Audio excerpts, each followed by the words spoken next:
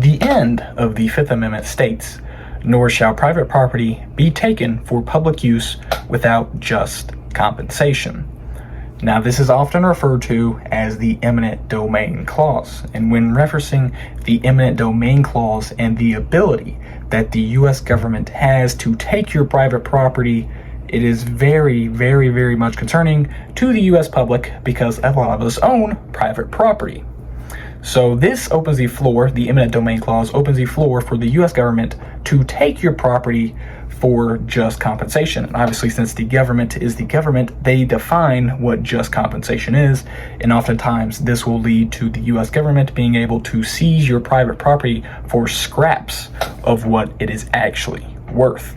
Now, often when discussing the eminent domain clause of the Fifth Amendment, the Supreme Court case of Kelo versus the City of New London comes into play, begins to be talked about.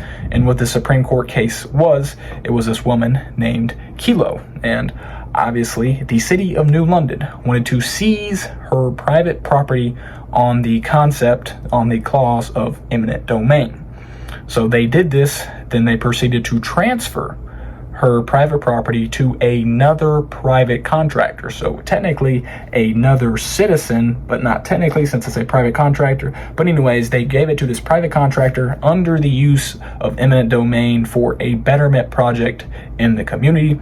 And then this private contractor, to the surprise of nobody, I don't really think anybody expects that much out of private contractors, but the private contractor would go bankrupt and would not be able to finish the project. But still, since the U.S. government gave it to this private contractor and took it away from Kelo, they now own this land. I'm not sure if they sold it or anything, but the whole point is that she had to get rid of her land for, just compensation, what the government thinks that was.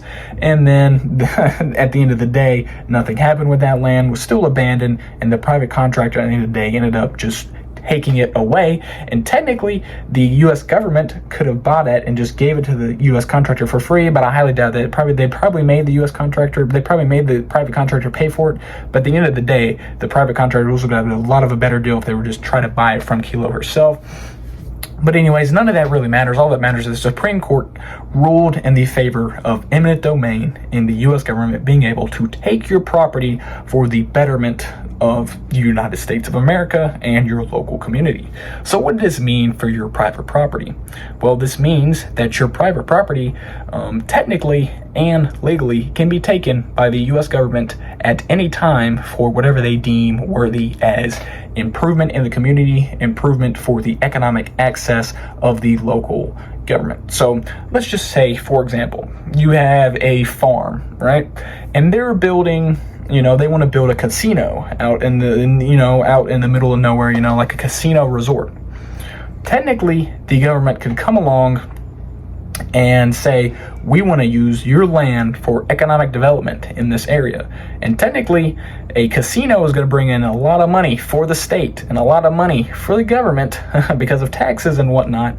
That could be considered an economic development in that area, especially if all that's bringing in that is your land taxes from the farm. The casino is going to bring in a lot more money than your land taxes. So what does the government do?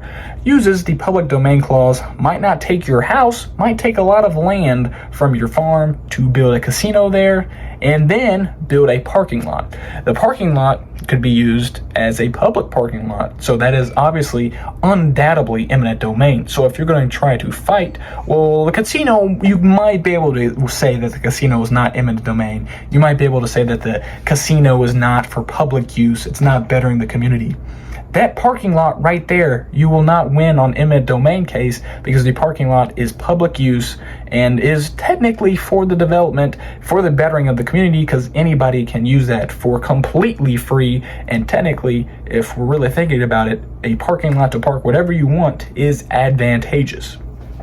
So you could try to fight it, and then you would just constantly decrease in ranking value of your tiers and your just compensation, which would already be scraps of money because it's the U.S. government and they decide what just compensation is. So with that being said, the U.S. government can take your property if they really feel like it to do pretty much whatever they want with it. They can take your private property, build train tracks through it, build a road through it for obvious public domain, but they can also take a train track, take your private property and build a giant parking lot in it for the use of better domain. They could take it and put it into a private contractor's hands for eminent domain. And unless they're just building a casino with no parking lot, most likely you are going to lose that court case 10 out of 10 times, and your just compensation will continue to be scraps. And if you try to fight it hard enough, you will just get absolutely nothing and probably having to pay court fees at the end of the day, and you'll end up paying the U.S. government to take your own property.